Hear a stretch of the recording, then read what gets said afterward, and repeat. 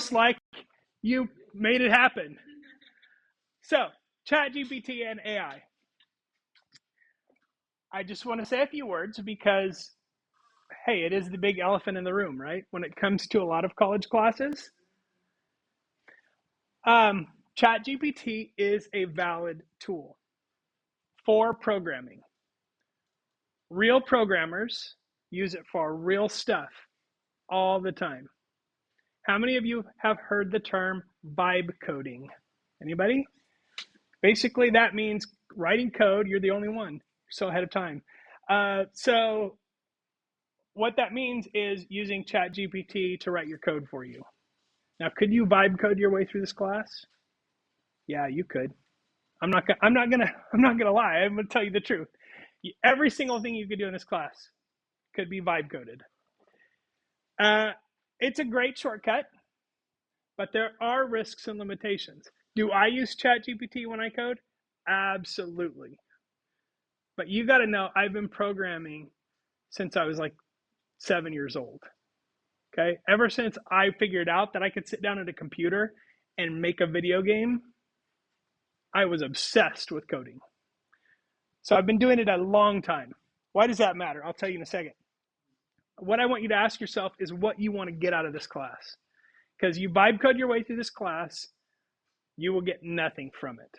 You will learn zero, except maybe vibe coding. Okay? And in the end, while I trust you, when I'm grading your work, when I'm looking at your assignments, there will be telltale signs that you didn't write it yourself. You look at enough stuff of the same assignment over and over and over, you kind of see that, you know, the patterns. My job is to be satisfied that you understand the content of the class. So if on module one, probably won't be assignment one because I'm going to show you how to do that. But like, let's say we get to assignment 3 and things start to get a little bit tricky. And you say, well, you know, I kind of got it, but I'm just going to use ChatGPT. I'm just going to do this one assignment. And if I get that assignment, I look at it and I think, this doesn't look right. It's just giving me some kind of vibe. That could be a pattern. Except, you know, we've only be 3 assignments in. So hopefully you're not failing that bad. There's no really failing this class until you get to the very end anyway, because like, you know, you can always redo your stuff. So if I get an assignment and I feel like it's a little, just something feels off, I might reach out to you and say, hey, I was looking at your code and you wrote this in these lines. Can you explain to me why you did that? What's the rationale? What are we doing there? Where'd you learn how to do that? What are we doing? If you explain to me and I feel satisfied, that's it. I'm not gonna lose sleep over it. It's ultimately on you to learn, and you're here to learn, I think.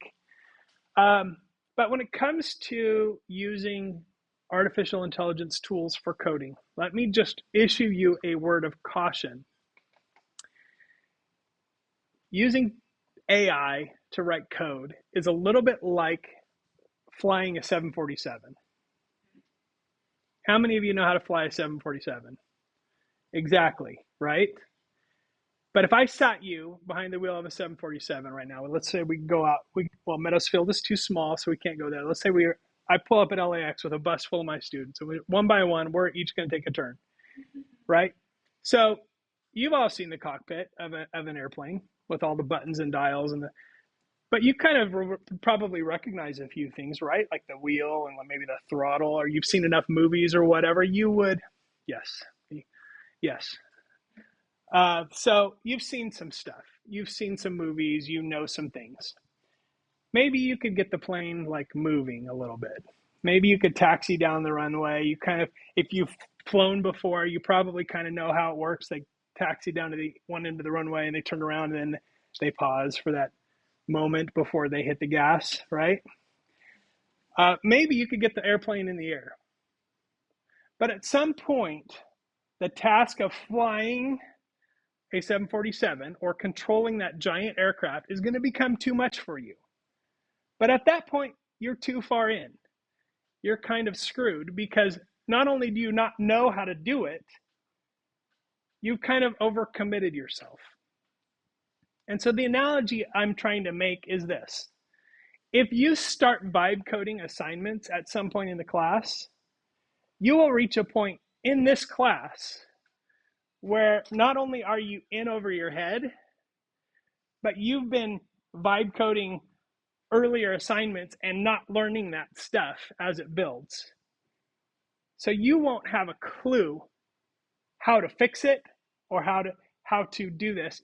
And let me just tell you, from my experience, that when you are vibe coding anything and the AI doesn't know the answer or gets in over its head, do you know what it does? There's a word for it. It's called hallucination. What it does is it makes up crap, but it makes up stuff that sounds really good with absolute confidence. And in some cases, if you push back on it and say, no, that's not the right answer, this is the right answer, it will argue with you about why its answer is better. So if you don't know the basics of programming and you're doing more advanced work, at some point it will fail you. But guess what? You're not going to know enough to understand why it failed you, how to fix it, or what to do about it. You're going to be up in the air trying to fly a huge piece of metal with zero knowledge of how to get down. So please use this as an opportunity. Learn the basics. I'm not saying never use ChatGPT. I'm saying focus on struggling through some problems. Fail a little bit. Try some stuff. Learn the basics. And then when it's time to fly that 747, you'll be really good at it. You'll know, no, that's a hallucination. We're going to steer it back this way. I can tell you from my experience across and doing this across many programming languages that if you know what you're doing, you can code like a maniac with ChatGPT. You can build stuff in minutes that previously took hours. And I'm not kidding about that. It's that powerful. But in the hands of somebody who knows what they're doing. Because if it goes off track, you got to know what to do about it. Yes? My analogy for it is like fire. Is it what? It's like fire. Fire? Yeah. Yeah, in that it can be useful or burn you. Yeah, that's probably fair. Mm-hmm. So you got to learn how to deal with that, right? And like I said, the hallucinations can be very, very convincing. And the hallucinations, we're not talking about when it says something like, oh, this plant is safe to eat or what. I mean, we're talking about code. It's like hallucinating in a second language, if you can imagine that.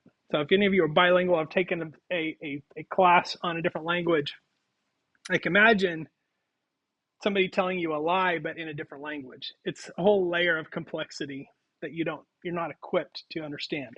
So ChatGPT is great, super powerful. Do I think it's going to take away all of our jobs from all of our programmers? I don't. People say that a 747 can pretty much fly itself, but we still got two pilots in there, don't we? So I don't see that happening in the immediate future. And if you look at the growth models charted for AI versus the amount of money they're spending, what you can see is that they're starting to flatten out. They're spending 2 and 3 and 10 times as much money to get just slight improvements now. So is it a bubble like the internet was in 1999? I think ChatGPT and AI is going to be around forever. It's not going anywhere. Just like the internet didn't disappear when the .com bubble burst.